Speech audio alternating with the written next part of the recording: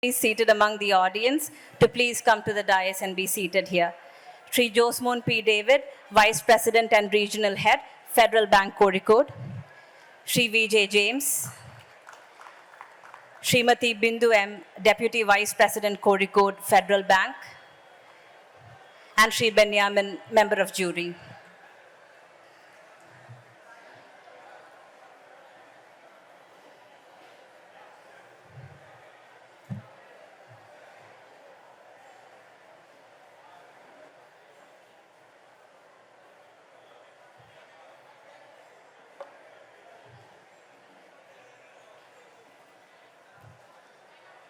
Distinguished dignitaries on the stage, celebrated writers, esteemed jury members, and lovers of literature. Good evening and welcome to the Federal Bank Sahitya Puraskaram Ceremony 2024. Tonight, we are here to honor a writer whose work has resonated deeply with readers and critics alike, earning them the spotlight in this special moment. The Federal Bank Sahitya Puraskaram, sponsored by the Visionary Federal Bank, celebrates literary brilliance, originality, and the transformative power of storytelling. While this honor highlights one exceptional talent tonight, it also stands as a tribute to the wealth of literary genius that surrounds us, a reminder that every writer brings a unique voice to the tapestry of literature. With the discerning efforts of our esteemed jury, the stage is now set to recognize a storyteller who has captured hearts and minds. The much-awaited Federal Bank Sahitya Puraskaram 2024 winner will be announced in just a couple of minutes. Before we unveil this year's honoree, I want to take a moment to reflect on the legacy of the Federal Bank Sahitya Puraskaram Award. In the previous years, this recognition has been bestowed upon two esteemed and beloved authors who have left an indelible mark on the literary landscape. The audience might know them well. Sri K. Venu received the award for Oru Anveshanathinte Katha in the first edition of the awards, and Srimati Sarah Joseph won the award for her book Kara in the second edition. Tonight, we carry forward this tradition of celebrating literary excellence. This year, we have shortlisted 5 nominees, all of them equally deserving. The first is Athreyagam by Srimati R. Rajashri. The second is Bhimachan by Sri N.S. Madhavan. The third contender is Maranavamsham by Sri P.V. Shaji Kumar. The fourth is Raktavum Sakshigalum by Sri Anand. And the final 5th nominee is Tabomayude Achan by Sri E. Santosh Kumar. We're moving on to the award ceremony. For the presidential address, I would like to invite Sri V.J. James to the podium. An acclaimed author, Sri V.J. James is known for works that deal with complex subjects in an easy-to-understand language. A scientist by profession, he worked at the Vikram Sarabhai Space Center. His debut novel, Purapadinda Pustakam, won the DC Books Silver Jubilee Novel Award and the Malayatu Prize and the Rotary Literary Award. For his novel, Nirishwaran, Sri V.J. James won the 2017 Kerala Sahitya Academy Award and the 2019 Vailar Award. His novel, Anti-Clock, won the O.V. Vijayan Award and the Thikkurishi Foundation Forward. Welcome, Sri V.J. James, sir.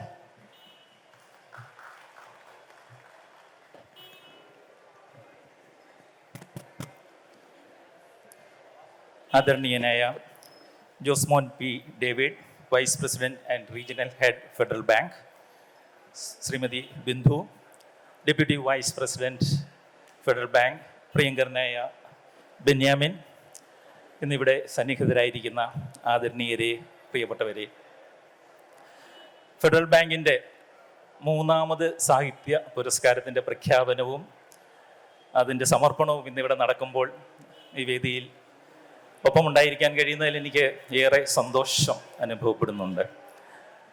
കാരണം 2 വ്യത്യസ്ത മേഖലകൾ, ബാങ്കിങ്ങും സാഹിത്യവും, അവ വളരെ മനോഹരമായിട്ട് ഒത്തുചേരുന്ന ഒരു സന്ദർഭമാണ് ഇതെന്ന് പറയും. അപ്പോൾ പ്രത്യക്ഷത്തിൽ നമുക്ക് തോന്നും ഇവ തമ്മിൽ വലിയ ബന്ധമൊന്നുമില്ല എന്ന് തോന്നും.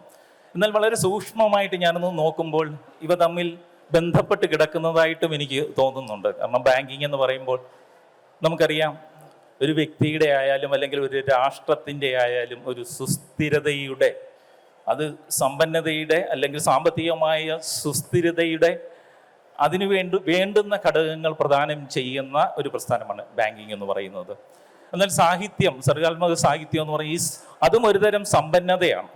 അത് ഭൗതികമായ സമ്പന്നതയ്ക്കപ്പുറം മാനസികവും സാംസ്കാരികവും അതുപോലെ വൈകാരികവും ഒക്കെ ആയിട്ടുള്ള ഒരു സമ്പന്നത പ്രദാനം ചെയ്യുന്ന ഒന്നാണ് സാഹിത്യമെന്ന് നമ്മൾ വിവക്ഷിക്കുന്നത്. ഇങ്ങനെ രണ്ട് രീതിയിലുള്ള ഭൗതികമായ സമ്പന്നതയും മാനസികമായ സമ്പന്നത അല്ലെങ്കിൽ ആത്മീയമായ എന്ന് വേണമെങ്കിൽ കുറച്ചുകൂടി ആഴത്തിൽ പറയാവുന്ന രീതിയിലുള്ള ഒരു സമ്പന്നതയും കൂടി ചേരുമ്പോൾ മാത്രമേ ഒരു പൂർണ്ണ വ്യക്തിക്ക് നിലനിൽക്കാനാവൂ. ആ നിലയ്ക്ക് നോക്കുമ്പോൾ എനിക്ക് തോന്നുന്നത് നമ്മുടെ ഭൗതിക സമ്പന്നതയുടെ പൂർണ്ണതയെ ആത്മീയ സമ്പന്നതയുടെ മാനസിക സമ്പന്നതയുടെ ഒരു പൂർണ്ണതയിലേക്ക് രണ്ടും കൂടെ കൂട്ടി യോജിപ്പിക്കുന്ന ഒരു പ്രയത്നത്തിലാണ് ഫെഡറൽ ബാങ്ക് ഏർപ്പെട്ടിരിക്കുന്നത്. ഫാത്തിമ എന്നെ നോക്കി ചിരിക്കുന്നു ഞാനിങ്ങനെയൊക്കെ പറയും. അപ്പോൾ അങ്ങനെ ഒരു സന്തോഷം എനിക്ക് തോന്നുന്നുണ്ട്. അങ്ങനെ ഒരു രംഗത്തേക്ക് ഇറങ്ങുകയും ഈ സർഗാത്മക സാഹിത്യത്തെ അല്ലെങ്കിൽ എല്ലാ തരത്തിലുമുള്ള സാഹിത്യത്തെ അക്ഷരം കൊണ്ടുള്ള ഇടപാടുകളിലെ അതിലൂടെ ഉത്പാദിതമാകുന്ന ആ ഒരു നിർവൃതിയെ പ്രോത്സാഹിപ്പിക്കാനായിട്ട് ഫെഡറൽ ബാങ്ക് ഇത്തരത്തിൽ ഒരു പുരസ്കാരം ഏർപ്പെടുത്തിയതിൽ അങ്ങേയറ്റം നിങ്ങൾക്ക് അഭിമാനിക്കാം. അതിനുള്ള അഭിനന്ദനങ്ങൾ ഞാൻ ആദ്യമേ പറയട്ടെ. ഇതിനൊക്കെ അപ്പുറത്ത് വ്യക്തിപരമായിട്ട് എന്നോട് ചോദിച്ചു കഴിഞ്ഞാൽ എനിക്ക് ഈ പറയുന്ന ഫെഡറൽ ബാങ്കുമായിട്ട് ഒരു രക്തബന്ധം ഇപ്പോൾ, അതായത് സാഹിത്യവും ഫെഡറൽ ബാങ്കിങ്ങും തമ്മിൽ ഒരു രക്തബന്ധം അറിയാതെ ഇപ്പോൾ സംഭവിച്ചിട്ടുണ്ട്. അടുത്ത കാലത്ത് സംഭവിച്ചതാണ്. കാരണം എൻ്റെ മകൻ ഇപ്പോൾ ഫെഡറൽ ബാങ്കിൽ ഒരു ജോലിക്കാരനാണ്. അപ്പോൾ ആ രീതിയിൽ വീട്ടിൽ നോക്കുമ്പോൾ സാഹിത്യവും ബാങ്കിങ്ങും തമ്മിലുള്ള ഒരു രക്തബന്ധം അപ്പോൾ എനിക്ക് കൂടുതൽ അടുപ്പം തോന്നും. പിന്നെ പറഞ്ഞു വരികയാണെങ്കിൽ ഒരു പക്ഷേ കാലം ചെറുതായിട്ടൊന്ന് മാറി തിരിഞ്ഞിരുന്നെങ്കിൽ ഫെഡറൽ ബാങ്കിൻ്റെ ഒരു മേലെത്തട്ടിൽ എവിടെയോ വന്നു നിൽക്കേണ്ട ഒരു വ്യക്തിയാണ് ഞാൻ. എന്താണ് സംഭവിച്ചതെന്ന് വെച്ച് കഴിഞ്ഞാൽ SSLC ഒക്കെ ഞാൻ പാസ്സായ സമയത്ത് അന്ന് ഈ DCP എന്ന് പറഞ്ഞ് ഇവർക്ക്, അതായത് ഹൈ ഫസ്റ്റ് ക്ലാസ് കിട്ടുന്നവരെയൊക്കെ അബ്സോർബ് ചെയ്ത് അവർക്കൊരു കോച്ചിങ് ഒക്കെ കൊടുത്തിട്ട് ബാങ്കിൽ നേരിട്ട് അബ്സോർബ് ചെയ്യുന്ന ഒരു ഇടപാടുണ്ടായിരുന്നു. അപ്പം ഇപ്പം അതില്ലെന്ന് തോന്നുന്നു അല്ലേ? ഇപ്പം അതില്ല. അപ്പോൾ അന്നത്തെ കാലത്ത് ഞാൻ ചമ്പക്കുളത്ത് ഒരു സർവ്വസാധാരണ സ്കൂളിൽ പഠിച്ചു. പക്ഷെ നല്ല മാർക്ക് ഉണ്ടായിരുന്നു. സ്കൂളിൽ സെക്കൻഡ് ഒക്കെ ആയിരുന്നു. അപ്പോൾ ഒരു അധ്യാപകൻ, ഞങ്ങളെ സൺഡേ സ്കൂളിൽ പഠിപ്പിക്കുന്ന ഒരു അധ്യാപകൻ ഒരു ദിവസം വീട്ടിൽ ഒരു പേപ്പർ കട്ടിങ്ങുമായിട്ടൊക്കെ വന്നിട്ട് പറഞ്ഞു, ജെയിംസ് ഇത് ഇങ്ങനെ ഒരു സാധനമുണ്ട്, വളരെ നല്ലതാണ്, ജെയിംസ് അതിൽ ചേരുവാണെങ്കിൽ. കാരണം ഞങ്ങൾ ഇച്ചിരി സാമ്പത്തികമായിട്ടൊക്കെ സാധാരണ നിലയിൽ കഴിയുന്ന ആളാണ്. അപ്പോൾ ജെയിംസിന് കൂടുതൽ ശ്രമമൊന്നും ഇല്ലാതെ തന്നെ ഇതിൽ ബാങ്കിൽ കയറാം, അവിടെ തന്നെ ഒരു ജോലിയും കിട്ടും. അപ്പോൾ കേട്ടപ്പോൾ എനിക്കും ഭയങ്കര ഇതായിട്ട് തോന്നി. ഒന്നും അറിയത്തില്ല, എന്താ തീരുമാനിക്കേണ്ടതെന്ന് പോലും അറിയാത്ത സമയമായിരുന്നു. അപ്പോൾ ഈ പേപ്പർ കട്ടിങ്ങും കൊണ്ട് ഞാൻ അച്ഛൻ്റെ അമ്മയുടെ അടുത്ത് ചെന്ന്, അവർക്കും ഒന്നും അറിയത്തില്ല. ശരി, എനിക്ക് അങ്ങോട്ടും ഇങ്ങോട്ടും ഉള്ള, അതായത് അന്ന് ആലുവയിൽ പോകാനായിട്ട് ഞാൻ ഒറ്റയ്ക്കാണ് പോകുന്നത്. 10ാം ക്ലാസ് കഴിഞ്ഞ് ഞാൻ ബസ്സിൽ കയറി പോകണം, ട്രാൻസ്പോർട്ട് ബസ്സിൽ കയറി അങ്ങോട്ട് പോകണം, തിരിച്ചു വരണം. പക്ഷേ ആലുവയിൽ ഞങ്ങളുടെ അയൽപ്പക്കത്തുള്ള ഒരു പട്ടർസാറിൻ്റെ ഒരു മരുമകൻ്റെ വീടുണ്ട്. അദ്ദേഹവുമായിട്ട് എനിക്കൊരു അടുപ്പമുള്ളതുകൊണ്ട് അവരെനിക്ക് വീടിൻ്റെ ലൊക്കേഷനൊക്കെ പറഞ്ഞു തന്നു.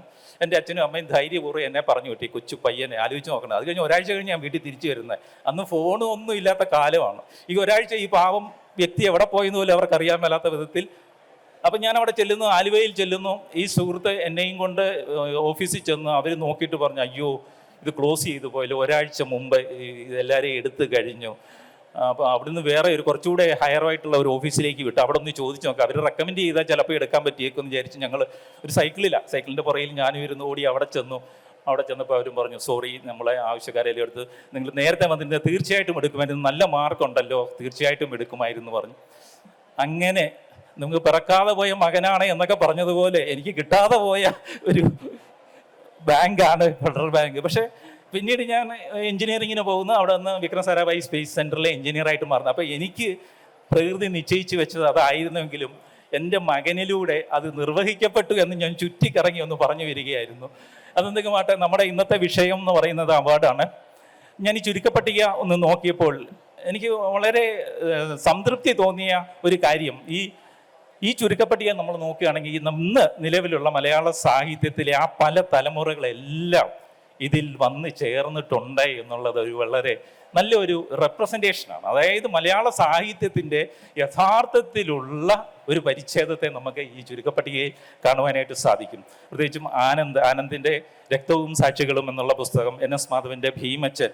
അപ്പോൾ ഈ ആനന്ദ് NS മാധവൻ എന്നൊക്കെ പറയുന്ന ആൾക്കാർ, ഇപ്പം എൻ്റെ വായനയുടെ ഒരു കാലഘട്ടത്തിൽ ഞാൻ 4ാം ക്ലാസ് മുതലേ വായന തുടങ്ങിയത്. നല്ലോണം പുസ്തകം വെറുതെ അങ്ങ് വായിക്കും. എന്താണ് വായിക്കണമെന്നും അറിയത്തില്ല, ഞാൻ എന്തിനാണ് വായിക്കുന്നതെന്ന് പോലും എനിക്കറിയത്തില്ല. പക്ഷെ വായിച്ച് കുറച്ച് കഴിയുമ്പോൾ നമ്മൾ ഈ വായനയുടെ ഒരു ഗരിമ എന്താണ്, എന്തിനു വേണ്ടിയാണ് വായിക്കേണ്ടത്, അല്ലെങ്കിൽ ഈ വായിക്കുന്നതിൻ്റെ ഉള്ളിൽ നിന്ന് നമുക്ക് സ്വാംശീകരിക്കേണ്ടത് എന്താണെന്നൊക്കെ നമുക്ക് ധാരണ വെക്കുന്ന ഒരു കാലഘട്ടമുണ്ടല്ലോ. ആ കാലഘട്ടത്തിൽ ആണ് ഞാൻ ആനന്ദിൻ്റെ ആൾക്കൂട്ടവും അഭയാർത്ഥികളും ഒക്കെ വായിക്കുന്നത്. അപ്പം ഇത് ഇത്രയും ഒരു തടിയം ബുക്കാണെങ്കിൽ എനിക്ക് വളരെ സൂക്ഷ്മ, കാരണം എൻ്റെ ഉള്ളിൽ ഒരുപക്ഷെ ഒരു ദാർശനികമായ സഞ്ചാരത്തിന് പാകപ്പെട്ടുകൊണ്ടിരിക്കുന്ന ആ വഴിക്ക് നോക്കുന്ന ഒരു വിത്ത് എൻ്റെ ഉള്ളിലുണ്ടായിരിക്കുന്നത്. അതിനെ പരിപോഷിപ്പിച്ച എഴുത്തുകാരാണ് ആനന്ദും അതുപോലെ NS മാധവൻ. ഹിഗിറ്റ ആയാലും അതുപോലെ എൻ്റെ മകൾ ഒരു സ്ത്രീ എന്നുള്ള, അതുപോലെ ഒരുപാട് പുസ്തകങ്ങൾ. അപ്പോൾ അദ്ദേഹത്തിൻ്റെ പുസ്തകം, പിന്നെ ലണ്ടൻ ബത്തേരിയിലെ ലുത്തീനിയകൾ എന്ന നോവൽ, ആ നോവൽ വരുന്ന എൻ്റെ ആദ്യ നോവൽ പുറപ്പാടിൻ്റെ പുസ്തകത്തിന് ശേഷമാണ്. അപ്പം എൻ്റെ സർഗാത്മകമായ സഞ്ചാരത്തെ ഒരു പ്രത്യേക ദിശയിലേക്ക് സഞ്ചരിപ്പിക്കുന്നതിന് എനിക്ക് ബലം നൽകിയ, അക്ഷരത്തിൻ്റെ ഒരു ബലം എനിക്ക് നൽകിയ 2 മുതിർന്ന എഴുത്തുകാർ ഇതിൽ വരുന്നു. അതിനുശേഷം വരുന്നു തപോമയുടെ അച്ഛൻ എഴുതിയ നമ്മുടെ സാക്ഷാൽ E സന്തോഷ് കുമാർ. ഒരുപക്ഷെ ഞങ്ങൾ സമകാലികരായ എഴുത്തുകാരാണെന്ന് വേണേൽ പറയാം, പക്ഷേ എന്നേക്കാൾ പ്രായം കുറെ കുറവാണ് സന്തോഷിൻ്റെ. അദ്ദേഹം എന്നേക്കാൾ മുമ്പ് തന്നെ തൻ്റെ ആദ്യത്തെ പുസ്തകം അല്ലേ 3 അന്ധന്മാർ ആനയെ വായിക്കുന്നു എന്നുള്ള ആ പുസ്തകം പ്രസിദ്ധീകരിച്ചിരുന്നു. പക്ഷെ ആ കാലഘട്ടത്തിൽ മുതൽ ഞങ്ങൾക്ക് വളരെ അടുത്ത ഒരു സൗഹൃദ ബന്ധമുണ്ട്. അതിനപ്പുറത്ത് എനിക്ക് തോന്നുന്നു നമുക്ക് 2 പേർക്ക് അന്യോന്യം മനസ്സിലാകുന്ന ഒരു വൈബ്രേഷൻ ഉണ്ട്. അതെന്താണെന്നുള്ളത് 2 പേർക്കും അറിയാം, പക്ഷെ നമ്മൾ അങ്ങോട്ടും ഇങ്ങോട്ടും പറഞ്ഞിട്ടില്ല. എനിക്കത് ഫീൽ ചെയ്യുന്നുണ്ട്, സന്തോഷിനും അത് ഫീൽ ചെയ്യുന്നുണ്ട്. അപ്പോൾ ആ ഒരു സന്തോഷം ഇവിടെ ഉണ്ട്. അടുത്ത ഒരു തലമുറ പിന്നെ ആർ രാജശ്രീയുടെ ആത്രേയകം എന്നുള്ള പുസ്തകം ഇക്കാലത്ത് വളരെയേറെ ചർച്ച ചെയ്യപ്പെട്ട ഒരു പുസ്തകമാണെന്ന് നമുക്കറിയാം. അപ്പോൾ അങ്ങനെ ഒരു റെപ്രസെൻറ്റേഷൻ. പിന്നെ നമ്മുടെ ഈ പുതിയ തലമുറയുടെ ഈ കാലത്ത് നമുക്കറിയാം ഏറ്റവും കൂടുതൽ പലതരത്തിലുള്ള റിവ്യൂസും ഒക്കെ വരികയാണ്. PV ഷാജികുമാറിൻ്റെ മരണവംശം എന്ന ആ നോവൽ. അങ്ങനെ നോക്കുമ്പോൾ എല്ലാം ഒന്നിനൊന്ന് ചേർന്ന് നിൽക്കുന്ന, അഥവാ നമ്മൾ മാർക്കിടുകയാണെങ്കിൽ ഒരു വ്യക്തിപരമായിട്ട് ചെറിയ വേരിയേഷൻസ് മാത്രം ഉണ്ടാകാവുന്ന തലത്തിൽ ഒന്നിച്ച് നിൽക്കുന്ന ഒരു 5 പുസ്തകങ്ങളാണ് ചുരുക്കപ്പട്ടികയിൽ വന്നിരിക്കുന്നത്. ഇതിൽ ഏത് പുസ്തകമാണ് പുരസ്കാരം നേടുക എന്നുള്ള ആകാംക്ഷയിലാണ് നമ്മളിവിടെ ഇരിക്കുന്നത്, ഞാൻ ഉൾപ്പെടെ ഉള്ളവരിയ്ക്കുന്നത്. എന്നെ സംബന്ധിച്ചിടത്തോളം ഏത് പുസ്തകം, ഏത് എഴുത്തുകാരൻ അല്ലെങ്കിൽ എഴുത്തുകാരി ഇന്ന് ഈ പുരസ്കാരത്തിന് അർഹമാകുന്നുവോ അവരെ പോലെ തന്നെ ബാക്കിയുള്ളവർ 5 പേരും തുല്യമായിട്ട് അർഹതപ്പെട്ടവരാണെന്നും 5 പേർക്കും ഒരേ പ്രാധാന്യമുണ്ടെന്നും ചിന്തിക്കുവാനാണ് ഞാൻ ഇഷ്ടപ്പെടുന്നത്. എന്തായാലും ഞാൻ അധികമായിട്ട് ഞാൻ നീട്ടുന്നില്ല. ഈ 5 പേർക്കും ഞാൻ ഭാവുകങ്ങൾ നേരുന്നു. ഏറ്റവും നല്ലതായിരിക്കട്ടെ. നല്ല രീതിയിൽ ശ്രദ്ധിക്കപ്പെടുന്ന ഒരു പുസ്തകമായിട്ട് അത് വീണ്ടും വായിക്കപ്പെടുകയും ഒക്കെ ചെയ്യുവാനായിട്ട് തീർച്ചയായിട്ടും ഈ പുരസ്കാരം അവരെ സഹായിക്കും.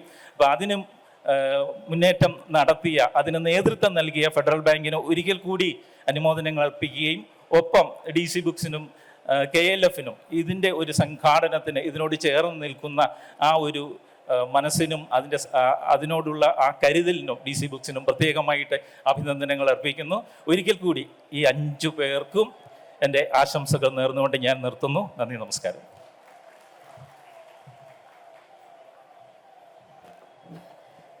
Thank you, Shri Vijay James, sir. To deliver the keynote address, I request Shri Josmon P. David, Vice President and Regional Head, Kozhikode Federal Bank, to please come forward.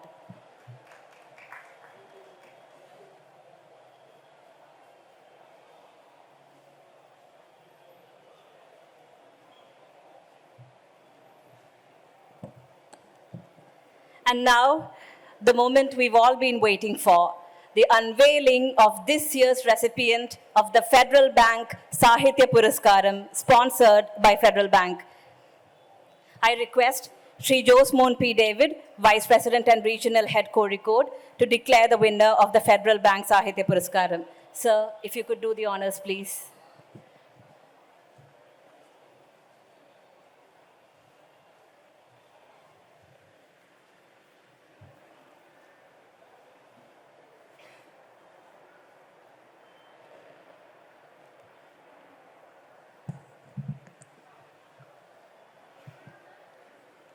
Shri James sir, Benyamin sir, വേദിയിലിരിക്കുന്ന പ്രഗത്ഭരായ വ്യക്തികളെ, ആദരണീയരായ ശ്രോതാക്കളെ, സത്യം പറഞ്ഞാൽ ഏറ്റവും ബുദ്ധിമുട്ടുള്ളൊരു ദൗത്യമാണ് എന്നെ ഏൽപ്പിച്ചിരിക്കുന്നത്.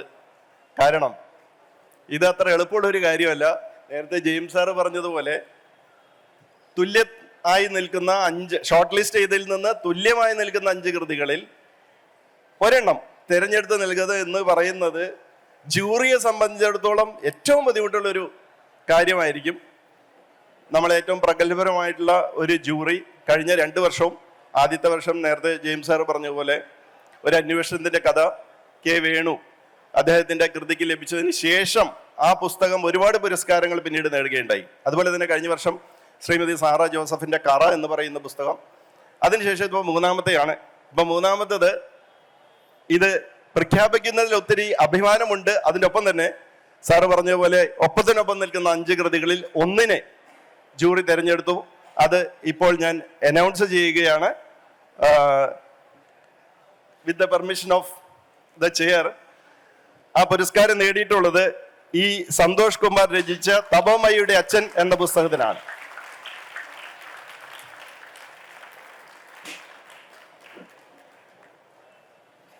ഈ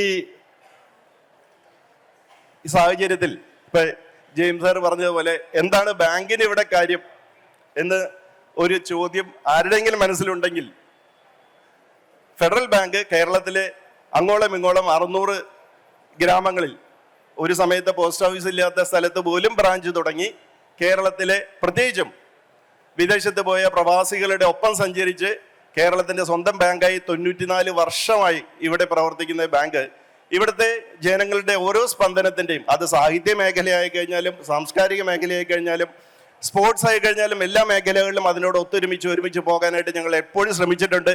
അതിൻ്റെ ഭാഗമായിട്ടാണ് DC ബുക്സിൻ്റെ KLF ഞങ്ങൾക്ക് ഇതിൽ സഹകരിക്കാൻ സാധിച്ചതും 3ാമത്തെ വർഷം തുടർച്ചയായിട്ട് കേരള സാഹിത്യ പുരസ്കാരം അവാർഡ് നൽകാനുമായിട്ട് ഞങ്ങളിവിടെ വന്നിരിക്കുന്നത്. ഇത് ഈ ഒരു ഏരിയയിൽ മാത്രമല്ല, നേരത്തെ സാറ് പറഞ്ഞതുപോലെ കഴിഞ്ഞ കോവിഡ് സമയത്തൊക്കെ വാക്സിനേഷനിൽ പോലും ഗ്രാമങ്ങളിൽ വാക്സിനേഷൻ എത്താത്ത, ആശുപത്രികളില്ലാത്ത സ്ഥലത്തെല്ലാം ബാങ്ക് വാഹനം വിട്ട് ഗ്രാമങ്ങളിലുള്ളവർക്ക് വാക്സിനേഷൻ കൊടുത്തു. അതുപോലെ ഇപ്പം ക്യാൻസർ ട്രീറ്റ്മെൻറ്റ് സൈഡിൽ, അതുപോലെ ഒത്തിരി മേഖലകളിൽ നമുക്ക് കടന്നു ചെല്ലാൻ സാധിക്കുന്നുണ്ട്. അത് കേരളം ഞങ്ങളെ സന്തോഷത്തോടെ സ്വീകരിക്കുന്നതുകൊണ്ടും ഞങ്ങൾക്ക് നൽകിയിട്ടുള്ള പിന്തുണ കൊണ്ടുമാണ്. അതിന് കേരളക്കരയിലുള്ള എല്ലാവരോടും അകമഴിച്ച് നന്ദി പറയുകയാണ്. അതോടൊപ്പം തന്നെ ഇത്തരം സംരംഭങ്ങളിൽ ഞങ്ങൾ കേരളത്തിലെ ഓരോ ജനങ്ങളോടും ഓരോ നാടിനോടും ചേർന്ന് ഉണ്ടാകും. ഈ അഭിമാനകരമായ നിമിഷത്തിൽ ഈ അവാർഡ് വാങ്ങുന്നതിനായിട്ട് ഞാൻ സന്തോഷ് കുമാർ സാറിനെ സാദരം ക്ഷണിക്കുകയാണ്.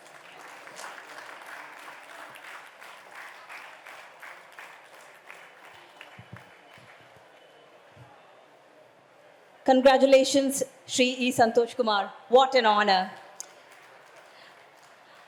The Federal Bank Sahitya Puraskaram 2024 will be presented to Shri E. Santosh Kumar by Shri Josmon P. David, Vice President and Regional Head Kozhikode Federal Bank. I request all the dignitaries on the stage to join us.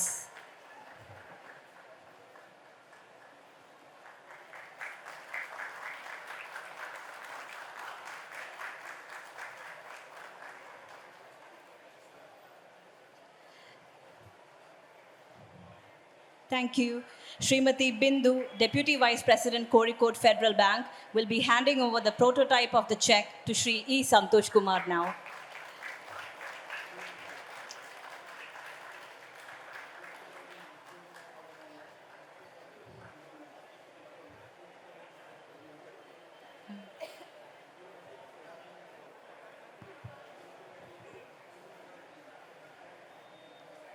I now request Shri Benyamin, esteemed jury member, to please felicitate the function.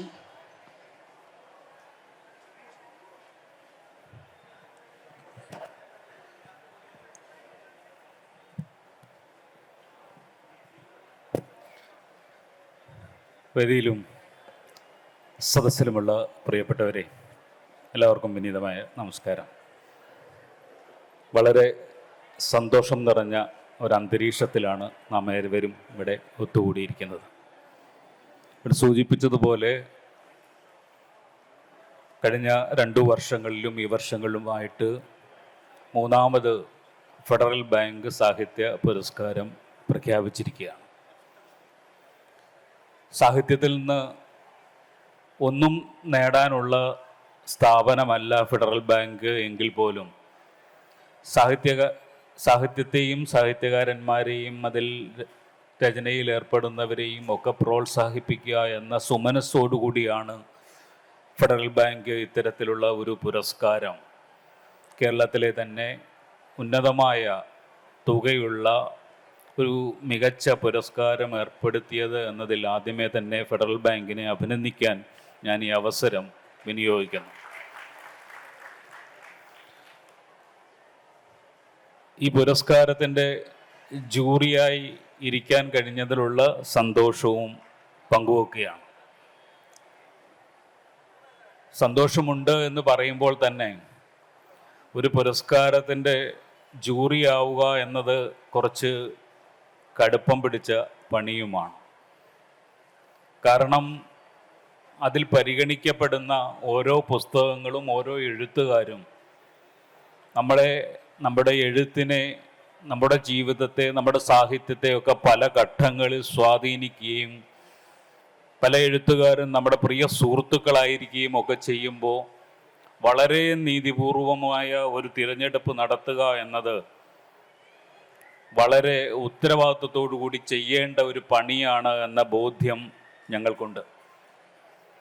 ഈ ജൂറിയിൽ എനിക്കൊപ്പം ഉണ്ടായിരുന്നത്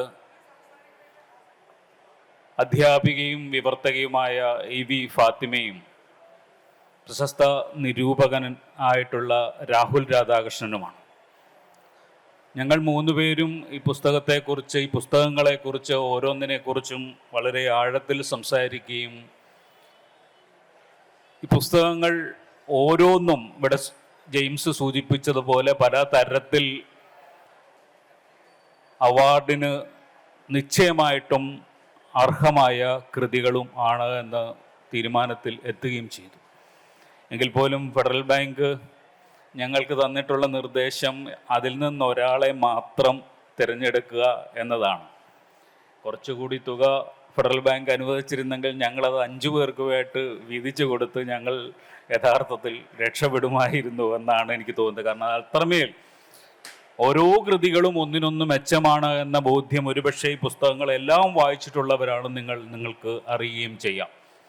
അപ്പോഴാണ് കുറേ കൂടി ആഴത്തിലുള്ള ഒരു വിശകലനം ഉണ്ടാവുകയും അവിടെ നിന്ന് ഈ സന്തോഷ് കുമാറിൻ്റെ തപോമയുടെ അച്ഛൻ എന്ന കൃതിയിലേക്ക് ഞങ്ങൾ എത്തപ്പെടുകയും ചെയ്യുന്നത്. ഈ പുരസ്കാരം നേടിയ ഈ സന്തോഷ് കുമാറിനെ അഭിനന്ദിക്കാൻ ഞാൻ ഈ അവസരം വിനിയോഗിക്കുന്നു.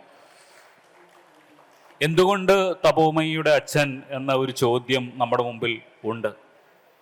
ഈ പുസ്തകം ഇതിനോടകം തന്നെ വായിച്ചു കഴിഞ്ഞാൽ നിങ്ങൾക്ക് ഓരോരുത്തർക്കും അതിൻ്റെ ഉത്തരം നിശ്ചയമായിട്ടും അറിയാം എന്നാണ് ഞാൻ കരുതുന്നത്. ഇത്രമേൽ സമകാലികമായ ഒരു വിഷയത്തെ ഇത്രമേൽ ആധികാരികമായും സമ്പൂർണമായും അവതരിപ്പിച്ച ഒരു കൃതിയാണ് തപോമയുടെ അച്ഛൻ എന്ന് പറയുന്നത്.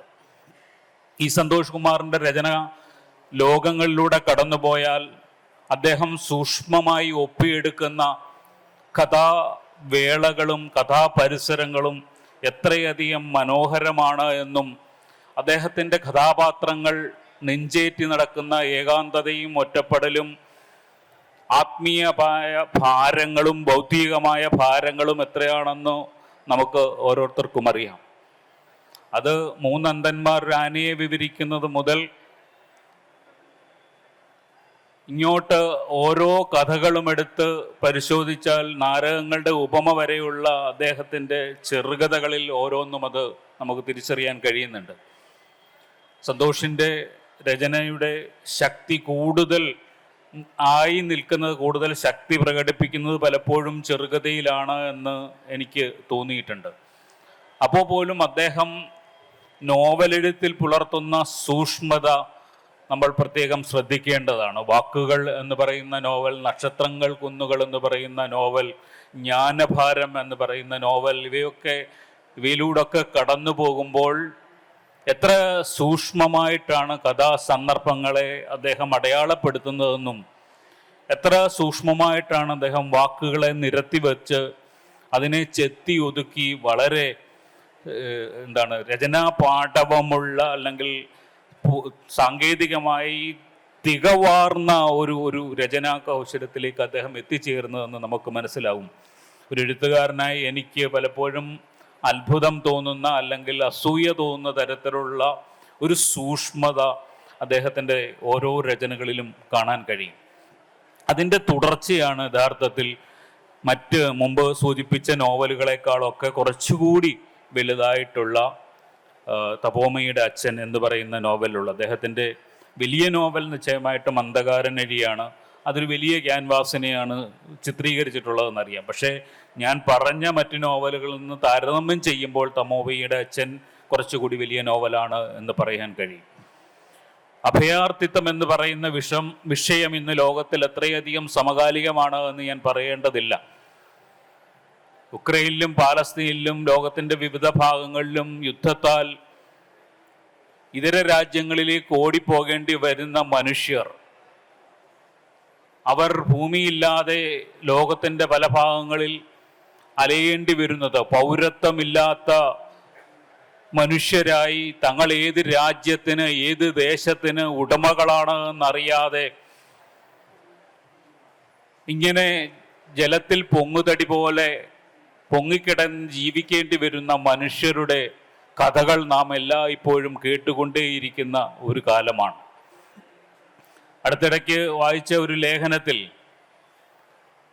അസർബൈജാനിൽ നിന്ന് ഓടിപ്പോയ ഒരു സ്ത്രീ പറയുന്നത്, 30 വർഷം മുമ്പ് ഞങ്ങൾക്ക് ഒരു വീടുണ്ടായിരുന്നു, ഇപ്പോൾ എൻ്റെ കയ്യിലൊരു പെട്ടി മാത്രമേ ഉള്ളൂ, ഈ പെട്ടിയാണ് എൻ്റെ വീട് എന്ന.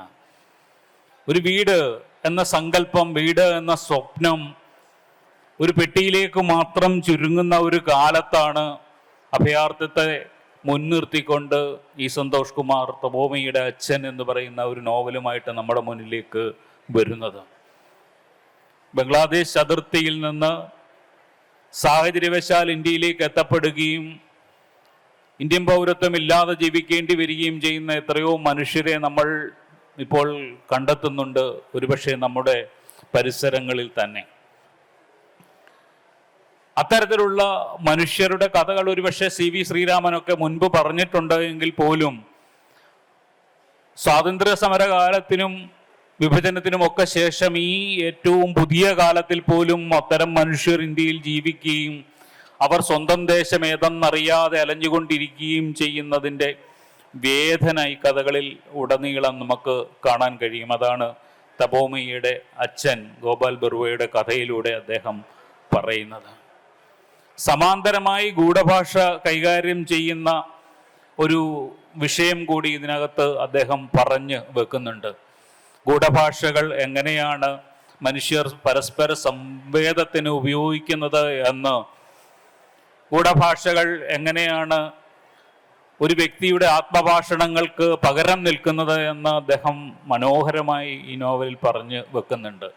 പലപ്പോഴും നമ്മൾ എഴുതി വെക്കുന്ന ചില ഡയറി കുറിപ്പുകൾ അത് നമുക്ക് വേണ്ടി മാത്രമുള്ളതാണ് എന്നും അത് മറ്റൊരാൾക്ക് വേണ്ടി ഉള്ളതല്ല എന്നും അത് അവനവനോട് തന്നെയുള്ള ഒരു മന്ത്രണമായി തീരുന്നുണ്ട് എന്നും തപോമയുടെ അച്ഛൻ നമുക്ക് വെളിവാക്കി തരികയാണ്. അങ്ങനെ അനേകം അടരുകളുള്ള ഒരു നോവലായിട്ടാണ് ഞാൻ പലപ്പോഴും തപോമയുടെ അച്ഛനെ നോക്കി കണ്ടിട്ടുള്ളത്. അതിൻ്റെ സമകാലികത തന്നെയാണ്, അതിൻ്റെ സൂക്ഷ്മത തന്നെയാണ്, അത് മുന്നോട്ട് വെക്കുന്ന രാഷ്ട്രീയം തന്നെയാണ്, അതിൻ്റെ ഭാഷയാണ് ഈ പുസ്തകത്തിനെ ഫെഡറൽ ബാങ്ക് പുരസ്കാരത്തിന് അർഹമാക്കിയത്. സന്തോഷിൻ്റെ രചനാലോകത്തിന് എല്ലാവിധമായ ആശംസകളും നേർന്നുകൊണ്ട് എൻ്റെ വാക്കുകൾ അവസാനിപ്പിക്കുന്നു. നന്ദി, നമസ്കാരം.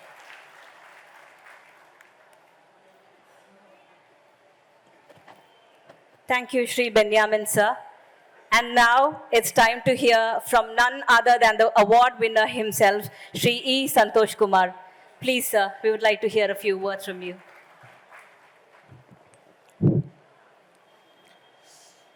ആദരണീയനായ എന്ന് പറയില്ലേ, പ്രിയപ്പെട്ട വിജയ് ജെയിംസ്, പ്രിയപ്പെട്ട ബെന്യാമിൻ, വളരെ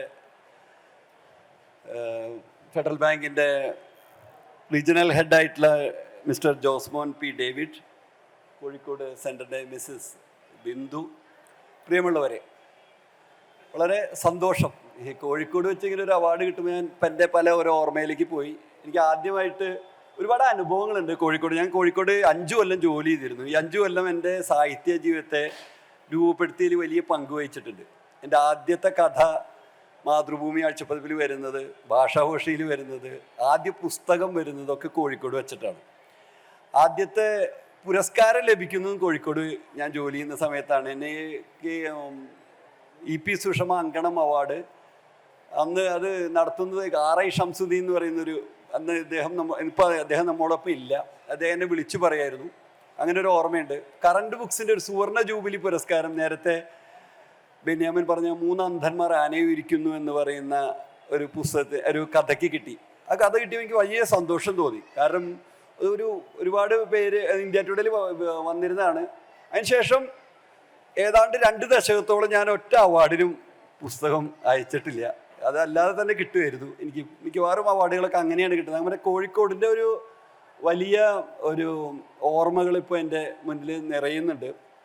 ഒരുപാട് കാര്യങ്ങൾ കോഴിക്കോട് നിന്നാണ് ഞാൻ സാഹിത്യ ജീവിതം ആ നിലയ്ക്ക് പ്രസിദ്ധീകരണ ജീവിതമെങ്കിലും തുടങ്ങിയതെന്ന് പറയാം.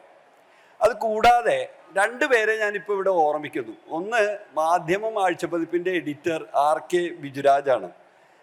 ശരിക്കും ഈ കഥ ഞാൻ നോവല് 2019 ജ്ഞാനഭാരം എഴുതുന്ന ഏതാണ്ട് സമയത്ത് തന്നെ മനസ്സിലുണ്ടായിരുന്നാണ്. എഴുതാൻ പറ്റാതെ കുറച്ചിങ്ങനെ നീട്ടിപ്പോയി. ഞാൻ ജോലി വിടുകയും ചെയ്തു 20 എഴുത്തൊക്കെ ആയിട്ട് ബന്ധപ്പെട്ട് ഞാൻ ജോലി വിട്ടു. ഞാനൊരു സാമ്പത്തിക ഞാൻ പറയാം പിന്നീട്. അപ്പോൾ ആ സമയത്ത് എഴുതാനുള്ളൊരു ഇങ്ങനെ പലപ്പോഴും അതിൻ്റെ ഒരു കുതിപ്പ് കിട്ടാതെ ഇരിക്കുമ്പോൾ ബിജുരാജിൻ്റെ ഒരു നിർബന്ധമാണ് യഥാർത്ഥത്തിൽ ഞാൻ ഈ നോവൽ എഴുതാനുള്ളൊരു താല്പര്യം.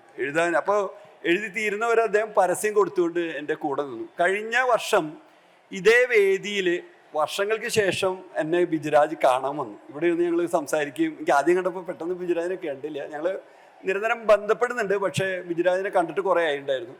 അങ്ങനെ ഒരു വലിയ നിർബന്ധത്തിൻ്റെ പുറത്ത് ഞാൻ നോവലിൽ എഴുതിയിട്ടുണ്ട്. ബിജുരാജിൻ്റെ ഒരു അദൃശ്യ കരങ്ങളാണ് എന്നെ ഈ നോവൽ എഴുതിച്ചതെന്ന് പറയാം. അപ്പോൾ അതുകൊണ്ട് ബിജുരാജിനെ ഞാൻ ഓർക്കുന്നു. വളരെ ആകസ്മികമായിട്ടാണെങ്കിലും ഈ മാധ്യമ ആഴ്ചപ്പതിപ്പിൽ ഇത് വന്നുകൊണ്ടിരുന്നപ്പോൾ അതിമനോഹരമായ ചിത്രങ്ങൾ വരച്ചിട്ടുള്ള സലിം റഹ്മാൻ ഇപ്പോൾ നമ്മുടെ കൂടെയുണ്ട്. സലിമിൻ്റെ ചിത്രങ്ങൾ വേറെ രീതിയിൽ ഈ നോവലിനെ വലിയൊരു വിധാനത്തിലേക്ക് കൊണ്ടുപോയി എന്ന് ഞാൻ വിചാരിക്കുന്നു. വലിയ അഭിപ്രായങ്ങൾ എനിക്ക് കിട്ടുന്നുണ്ട്, സലിമിനും കിട്ടുന്നുണ്ടാവണം. സലിം കുടുംബസമേതം ഈ ചടങ്ങിൽ വളരെ ആകസ്മികമായിട്ട് വരാൻ സാധിച്ചു എന്നൊരു സന്തോഷം ഞാൻ പറയുന്നു. മറ്റൊരു കാര്യം, ഈ 5 പുസ്തകങ്ങൾക്കിടയിൽ അവാർഡ് കിട്ടുക എന്ന് പറയുമ്പോൾ ജൂറിക്കുള്ളതിനേക്കാൾ വലിയ ബുദ്ധിമുട്ട് എനിക്ക് അനുഭവപ്പെടുന്നുണ്ട്. കാരണം ആനന്ദ് NS മാധവൻ എന്ന് പറഞ്ഞ ഗുരുതുല്യരായിട്ടുള്ള എഴുത്തുകാരാണ്. വേറെ രീതിയിൽ അവരുടെ അദൃശ്യകരങ്ങളാണ് ഒരുപക്ഷെ എന്നെയും ബെന്യാമിനെയും ജെയിംസിനെയും പോലെയുള്ള എഴുത്തുകാരെ സൃഷ്ടിച്ചതെന്ന് പറയാൻ എനിക്ക് യാതൊരു മടിയും ഇല്ല. അവരുടെ പുസ്തകങ്ങളിലൂടെ വായനയാണ്. അവരെക്കാൾ മുകളിൽ വന്ന് അവാർഡ് വാങ്ങുന്നു എന്നുള്ള യാതൊരു തോന്നലും എനിക്കില്ല. അവരുടെ മുമ്പിൽ അവരുടെ ഒരു അനുഗ്രഹം കൂടിയാണ് ഇങ്ങനെയുള്ളൊരു അവാർഡ് കിട്ടുന്നതെന്ന് ഞാൻ വിചാരിക്കുന്നു. കൂടാതെ രാജശ്രീ ഷാജിമാർക്ക് വളരെ അടുത്ത സഹോദര തുല്യരായിട്ടുള്ള സുഹൃത്തുക്കളാണ്. അവരുടെ പുസ്തകങ്ങളും നേരത്തെ ജെയിംസും ബെന്യാമിനും പറഞ്ഞ പോലെ തന്നെ വളരെ മികച്ച പുസ്തകങ്ങളാണ്. അതിൽ ആർക്കെങ്കിലും ഒരാൾക്ക് കൊടുക്കണം എന്നുള്ള നിബന്ധന ഉള്ളതുകൊണ്ടായിരിക്കും ഇത് നടത്താൻ സാധ്യതയുള്ളത്. ഞാനൊരു ഫിനാൻഷ്യൽ സ്ഥാപനത്തിൽ വർക്ക് ചെയ്തുകൊണ്ട് അതിൻ്റെ പരിമിതികൾ എനിക്കറിയാം. വേറൊരു വലിയ ഒരു സാമ്പത്തികമായിട്ടൊക്കെ ഉദാരമതികളായിട്ടുള്ള ആളുകളാണെങ്കിൽ 5 പേർക്ക് കൊടുക്കായിരുന്നു. അതുകൊണ്ടാണ് ബാങ്കായിട്ട് നിലനിന്ന് പോരുന്നത്. ഇത്ര ഉദാരമതി അല്ലാത്തതുകൊണ്ടാണ്. അതുകൂടി പറയാം. വലിയ സന്തോഷം. ഞാൻ ഒരു 3 ദശകത്തിലേറെ കാലം ഇൻഷുറൻസ് കമ്പനിയിൽ ജോലി ചെയ്തിരുന്നതാണ്. സാമ്പത്തിക സ്ഥാപനത്തിൽ തന്നെയാണ് എഴുത്തൊക്കെ ആയിട്ട് ബാധിച്ച് ജോലി വിട്ടിട്ടുള്ളതാണ്. അപ്പം അതിൻ്റെ ഒരു അംഗീകാരമായിട്ട് ഇപ്പോൾ എനിക്കൊരു അവാർഡ് കിട്ടിയിരിക്കുകയാണ്. വളരെ സന്തോഷം. ഈ അവാർഡ് ഒരുപക്ഷെ പുസ്തകം വായിക്കാൻ പ്രേരിപ്പിക്കുകയാണെങ്കിൽ അത് കൂടുതൽ നന്നാവും എന്ന് ഞാൻ വിചാരിക്കുന്നു. ഈ ചടങ്ങ് ഇങ്ങനൊരു അവാർഡ് എനിക്ക് തന്ന ഫെഡറൽ ബാങ്കിനോടും അത് നിശ്ചയിച്ച ഈ ജൂറിയിലെ 3 പേരും സത്യത്തിൽ വളരെ അടുത്ത സുഹൃത്തുക്കൾ. ബെന്യാമിനൊക്കെ ഇന്നലെ 1 മണിക്കൂർ ഞങ്ങൾ ഒരുമിച്ച് ഒരു സെഷൻ ഉണ്ട്. അദ്ദേഹം ജൂറിയിലാന്ന് ഇന്ന് വരെ എന്നോട് ഇത് പറഞ്ഞിട്ടില്ല. അതിൻ്റെ ഒരു സത്യസന്ധതയെ കാണിക്കുന്നു. വളരെ സന്തോഷം. എന്നോട് എൻ്റെ കഥകളെപ്പറ്റി നല്ല വാക്കുകൾ പറഞ്ഞ ബെന്യാമിനും ജെയിംസിനും ഈ ജൂറി അംഗങ്ങളായിട്ടുള്ള മറ്റേ ഫാത്തിമ, രാഹുൽ രാധാകൃഷ്ണൻ ഇങ്ങനെയുള്ള സുഹൃത്തുക്കളോടുള്ള നന്ദി ഞാൻ അറിയിക്കുന്നു. ഫെഡറൽ ബാങ്കിനോടുള്ള നന്ദി അറിയിക്കും. ഫെഡറൽ ബാങ്കിൻ്റെ ചരിത്രം 2 വോളിയായിട്ട് എനിക്ക് നിങ്ങളുടെ ഹെഡ് ഓഫീസിലുള്ളൊരു ബംഗാളി പയ്യൻ, അല്ല പേര് ഞങ്ങളിവിടെ ഉണ്ടോയെന്ന് എനിക്ക് അറിഞ്ഞൂടെ, എനിക്ക് അയച്ചു തന്നിരുന്നു. ഒരു ആവശ്യത്തിന് വേണ്ടി വിളിച്ചിരുന്നു. അപ്പോൾ അയാൾ എനിക്കത് അയച്ചു തന്നതിൻ്റെ കഴിഞ്ഞ വർഷം എനിക്ക് അയച്ചു തന്നതിൻ്റെ ഓർമ്മ ഉണ്ട്. ഹോർമിസ് എന്ന് പറയുന്ന ഒരു വലിയ ഒരു ഉദ്യമം സാമ്പത്തിക ഉദ്യമം നടത്തുന്ന ഒരാളാണ് ഈ ബാങ്ക് സ്ഥാപിച്ചത്. പഠിക്കേണ്ട ഒരു ചരിത്രമാണ് കേരളത്തിലെ ഫെഡറൽ ബാങ്കിൻ്റെ ചരിത്രം. നമ്മളെല്ലാവരും പഠിക്കേണ്ടതാണ്. സംരംഭങ്ങൾ എങ്ങനെ കൊണ്ടുപോകുന്നു എന്നുള്ളതൊക്കെ അറിയേണ്ടത്. ഇവിടെ ഞാൻ നീട്ടുന്നില്ല. ഏതായാലും ഇങ്ങനെ ഒരു അവാർഡ് തന്നതിലും ലഭിച്ചുള്ള എൻ്റെ സന്തോഷം അറിയിക്കുന്നു. വളരെ നന്ദി, സന്തോഷം. നമസ്കാരം.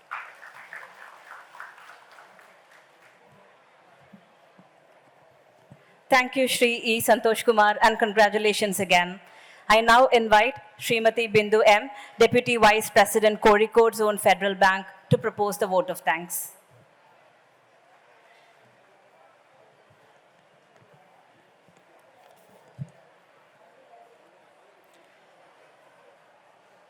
ഒരു പുരസ്കാര രാവിൻ്റെ നിറവിൽ നിങ്ങളുടെ എല്ലാം മുന്നിൽ ഈ അക്ഷരങ്ങളുടെ രാജകുമാരന്മാരുടെ ഒപ്പം നിങ്ങളുടെ ഓരോരുത്തരുടെയും മുന്നിൽ ഫെഡറൽ ബാങ്കിൻ്റെ പ്രതിനിധിയായി നിന്ന് നന്ദി രേഖപ്പെടുത്തുക എന്നുള്ളതാണ് എൻ്റെ കർത്തവ്യം. നമ്മൾക്കറിയാം, നമ്മളെല്ലാവരും കേട്ടിട്ടുണ്ട്, എഴുത്തുകാരെന്ന് പറയുന്നത് മാന്ത്രികരാണ് എന്ന് കേട്ടിട്ടുണ്ട്. മാന്ത്രികരെന്ന് പറഞ്ഞു കഴിഞ്ഞാൽ അവരുടെ തൂലികയിൽ നിന്ന് വരുന്ന അക്ഷരങ്ങളിൽ കൂടെ, ആ വാക്കുകളിൽ കൂടെ കഥ പറയുകയും എഴുതുകയും സാഹിത്യ രചനകൾ നടത്തുകയും ചെയ്ത് നമ്മളെ പല ലോകങ്ങളിലേക്കും, പല ആളുകളുടെ ജീവിതത്തിലേക്കും, പല ദേശങ്ങളിലേക്കും, നമുക്കറിയാത്ത, നമ്മൾ കണ്ടിട്ടില്ലാത്ത ഒരുപാട് ദേശങ്ങളിൽ കൂടെയും ഒക്കെ നമ്മളെ കൈപിടിച്ച് വലിച്ചെടുത്ത് കൊണ്ടുപോയി ആ കഥാപാത്രങ്ങളുടെ കൂടെ ഒന്നിച്ച് ജീവിച്ച് അവരുടെ സന്തോഷവും വേദനയും എല്ലാം നമ്മുടേതാക്കി നമ്മളെ കൊണ്ടുപോകുന്ന, ഒടുവിൽ ഈ പുസ്തകം വായിച്ചു കഴിയുമ്പോൾ തിരിച്ച് നമ്മളെ വീണ്ടും നമ്മളിലേക്ക് തന്നെ തിരിച്ചെത്തിക്കുന്ന ഒരു മാന്ത്രിക ശക്തികളുടെ ഉടമകളാണ് ഈ സാഹിത്യകാരന്മാർ. അപ്പോൾ ഈ സാഹിത്യകാരന്മാരോടൊപ്പം ഈ സാഹിത്യകാരന്മാരുടെ കൃതികളിൽ ഏറ്റവും നല്ലത് തിരഞ്ഞെടുക്കാനുള്ള ഒരു അവാർഡ് നൈറ്റും ഈ ഒരു പരിപാടിയിൽ പങ്കെടുക്കാനായിട്ട്, അല്ലെങ്കിൽ ഇത് സ്പോൺസർ ചെയ്യാനായിട്ട് ഫെഡറൽ ബാങ്കിന് കിട്ടിയ ഈ അവസരവും ഒരു വലിയ ഭാഗ്യമായിട്ട് നമ്മൾ കരുതുകയാണ്. കഴിഞ്ഞ 3 വർഷമായി ഫെഡറൽ ബാങ്ക് KLF-ഉമായിട്ട് അസോസിയേറ്റ് ചെയ്ത് ഈ അവാർഡ് നിശയിൽ പങ്കെടുക്കുന്നുണ്ട്. അപ്പോൾ എന്തുകൊണ്ടും ഇങ്ങനൊരു അവാർഡ് ഈ KLF-ൻ്റെ ഇങ്ങനത്തെ പരിപാടികളിൽ ഏറ്റവും അനുയോജ്യമായ നഗരം തന്നെയാണ് തിരഞ്ഞെടുത്തിരിക്കുന്നത് കോഴിക്കോട്. നമ്മുടെ പ്രസിദ്ധരായിട്ടുള്ള എല്ലാ എഴുത്തുകാരും, അതുപോലെ തന്നെ സാഹിത്യകാരന്മാരും, അതുപോലെ നമ്മുടെ സിനിമാ സംവിധായകരും എല്ലാം അവരുടെ സർഗശക്തി ഉണർത്താൻ പറ്റിയ വളമുള്ള ഒരു മണ്ണായിട്ട് കണ്ടിരുന്ന ഒരു സ്ഥലം തന്നെയാണ് കോഴിക്കോട്. അവരെല്ലാവരും കോഴിക്കോടിൻ്റെ മണ്ണ് തിരഞ്ഞെടുത്തുകൊണ്ട് ഇവിടെ താമസിച്ച് പല രചനകളും നടത്തിയിട്ടുണ്ട്. 2 ജ്ഞാനപീഠം അവാർഡ് കിട്ടിയ സ്ഥലമാണ് കോഴിക്കോട്. ഒരുപാട് കഥകൾ ഉറങ്ങുന്ന മണ്ണാണ്. നമ്മുടെ ഇവിടുന്ന് പുറത്തുനിന്നും ഒക്കെ വന്നിരിക്കുന്ന ഒരുപാട് പേര് ഇവിടെ ഉണ്ട്. നമ്മുടെ SK പൊറ്റക്കാടിൻ്റെ ഒരു ദേശത്തിൻ്റെ കഥ, ഒരു തെരുവിൻ്റെ കഥ എന്ന് പറയുന്ന ആ ഒരു സ്ട്രീറ്റ്, SM സ്ട്രീറ്റ് ഇവിടെ അടുത്ത് തന്നെയാണ്, നടന്നു പോകാവുന്ന ദൂരമേ ഉള്ളൂ. അപ്പോൾ കോഴിക്കോടിൻ്റെ സാംസ്കാരിക സമ്പന്നതയും അതുപോലെ തന്നെ കോഴിക്കോടിൻ്റെ രുചി വൈഭവങ്ങളും എല്ലാം അറിഞ്ഞ് ദൂരെ നിന്ന് വന്നവരെല്ലാം തിരിച്ചു പോകണമെന്നുള്ള ഒരു അഭ്യർത്ഥനയും കൂടെ വെക്കുകയാണ്. നന്ദി പ്രകാശത്തിലേക്ക് കടക്കുമ്പോൾ ആദ്യം അധ്യക്ഷ പദവി അലങ്കരിച്ച ശ്രീ BJ ജെയിംസ്, അദ്ദേഹം പറഞ്ഞു, അദ്ദേഹം ഫെഡറൽ ബാങ്കിൽ വരാനായിട്ട് അദ്ദേഹത്തിൻ്റെ അന്നെടുത്ത ഒരാഴ്ച നീണ്ട ഉദ്യമത്തിന് ശേഷം അത് നടക്കാതെ പോവുകയും, അന്ന് അത് നടന്നിരുന്നെങ്കിൽ ഇന്ന് അദ്ദേഹം GM ലെവലിലൊക്കെ റിട്ടയർ ചെയ്യേണ്ടതായിരുന്നു. അന്ന് DCP ലെവലിൽ ജോയിൻ ചെയ്തവരൊക്കെ GM ലെവലിലൊക്കെയാണ് റിട്ടയർ ചെയ്ത് ഇറങ്ങിയിട്ടുള്ളത്. അന്ന് നമുക്ക് ഫെഡറൽ ബാങ്കിന് അദ്ദേഹത്തിന് നഷ്ടമായെങ്കിലും മലയാള സാഹിത്യത്തിനൊരു വലിയ മുതൽക്കൂട്ട് തന്നെയാണ് ഉണ്ടായത്. അദ്ദേഹം നമുക്ക് ആ ഒരു കടം തീർത്തു തന്നിരിക്കുകയാണ് അദ്ദേഹത്തിൻ്റെ മകനെ ഫെഡറൽ ബാങ്കിലേക്ക് അയച്ചുകൊണ്ട്. അപ്പോൾ അതുപോലെ തന്നെ അദ്ദേഹം സമ്പന്നത എന്നൊരു വാക്ക് എത്ര മനോഹരമായിട്ടാണ് സാഹിത്യവും ബാങ്കിങ്ങും അല്ലെങ്കിൽ സാമ്പത്തിക രംഗവുമായിട്ട് ബന്ധപ്പെടുത്തി പറഞ്ഞതെന്നുള്ളത് ശ്രദ്ധിക്കുക. അപ്പോൾ അദ്ദേഹം ഈ ഒരു വേദിയെ വളരെ മനോഹരമായിട്ട് അലങ്കരിച്ചുകൊണ്ട് നമ്മുടെ കൂടെ ഈ ഒരു പരിപാടിയുടെ അധ്യക്ഷം വഹിച്ച് നമ്മളോടൊപ്പം ഉണ്ടായിരുന്നതിന് അദ്ദേഹത്തോട് എല്ലാവരുടെയും പേരിലും ഫെഡറൽ ബാങ്കിൻ്റെ പേരിലും നന്ദി രേഖപ്പെടുത്തുന്നു.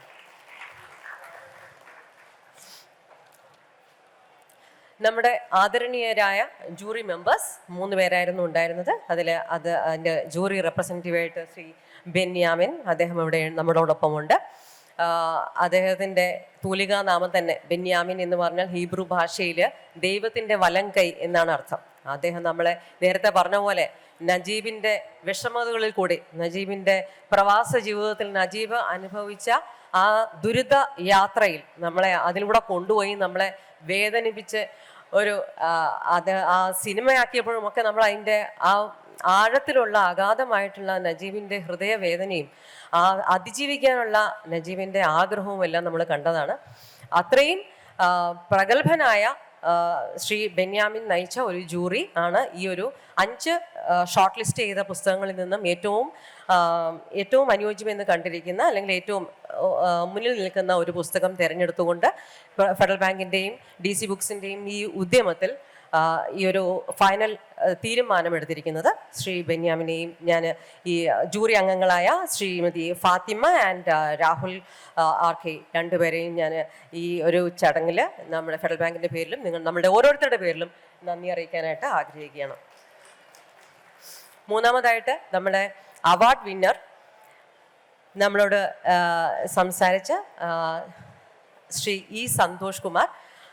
അദ്ദേഹവും ഒരു കാര്യം തെളിയിച്ചു, സാമ്പത്തിക രംഗവും അതുപോലെ തന്നെ സാഹിത്യവും തമ്മിൽ നല്ല ബന്ധമുണ്ടെന്ന്. അദ്ദേഹം ഒരു ഇൻഷുറൻസ് കമ്പനിയിൽ വർക്ക് ചെയ്തിരുന്നതാണ്. അവിടുന്ന് സ്വയം വിരമിച്ചതിന് ശേഷമാണ് അദ്ദേഹത്തിൻ്റെ ഉള്ളിലെ സർഗാത്മകത കൂടുതലും വളർത്താനായിട്ട് ഇൻഷുറൻസ് കമ്പനിയിൽ നിന്നും വിരമിച്ചതിന് ശേഷമാണ് അദ്ദേഹം രചനകളിലേക്ക് സീരിയസ് ആയിട്ട് കടക്കുകയും ഈ ഒരു പുരസ്കാരം ഇപ്പം മലയാളത്തിൻ്റെ സാഹിത്യ പൂമുഖത്തിലൊരു കസാര വലിച്ചിട്ട് ഇരിക്കുകയാണ് ഇപ്പോൾ. ഇനി അദ്ദേഹത്തിന് ഒരുപാട് പുരസ്കാരങ്ങൾ കിട്ടട്ടെ, ഇനിയും ഒരുപാട് പുസ്തകങ്ങൾ എഴുതാനുള്ള പ്രചോദനമാകട്ടെ എന്ന് ആശംസിക്കുകയും കൂടെ ചെയ്തുകൊണ്ട് അദ്ദേഹത്തിന് ഈ പരിപാടിയിൽ ഇവിടെ വന്ന് സംബന്ധിച്ചതിനും ഈ പുരസ്കാരം ഏറ്റുവാങ്ങിയതിനും ബാങ്കിൻ്റെ പേരിലും ഇവിടെ കൂടിയിരിക്കുന്ന ഓരോ കലാസ്നേഹികളുടെ പേരിലും നന്ദി അർപ്പിക്കുന്നു. നമ്മുടെ കോഴിക്കോട് റീജിയണൽ ഹെഡും അതുപോലെ തന്നെ നമ്മുടെ വൈസ് പ്രസിഡന്റുമായിട്ടുള്ള ഫെഡറൽ ബാങ്കിൻ്റെ ശ്രീ ജോസ്മോൻ P. ഡേവിഡ് ആണ് ഇവിടെ നമുക്ക് പുരസ്കാരം ദാനം നിർവഹിക്കാൻ വേണ്ടിയിട്ടും വിജയിയെ അനൗൺസ് ചെയ്യാൻ വേണ്ടിയിട്ടും വന്നത്. അദ്ദേഹം കോഴിക്കോട് റീജിയൻ്റെ മുഴുവൻ ചുമതല വഹിക്കുന്ന ഒരു റീജിയണൽ ഹെഡാണ്. അപ്പോൾ ഈ പരിപാടിയിൽ പങ്കെടുത്ത് പുരസ്കാര വിതരണവും നടത്തി അനൗൺസ്മെൻറ്റ് നടത്തിയ അദ്ദേഹത്തെ ഔപചാരികതയുടെ പേരിൽ ഞാൻ നന്ദി പറയുകയാണ്.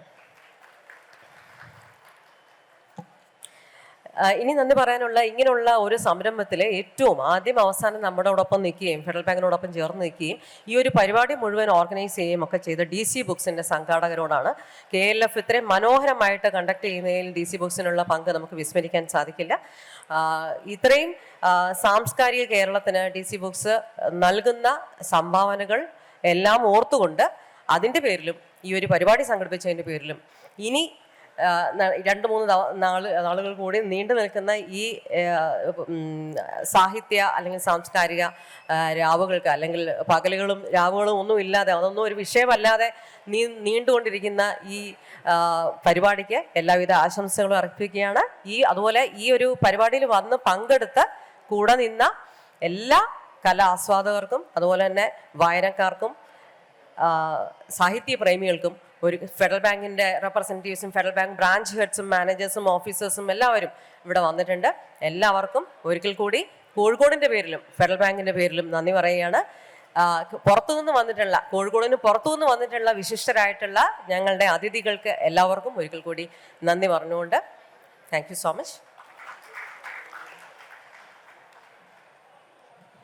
Thank you, Srimati Bindu ma'am. We're coming to the close of the function. Thank you to the dignitaries on the dais. Dear audience, thank you for attending, and Federal Bank has a little gift for you. You can get a 5% discount on your book purchases at the Kerala Lit Fest bookstall when you purchase books with your Federal Bank cards. We hope you put it to good use. Thank you again.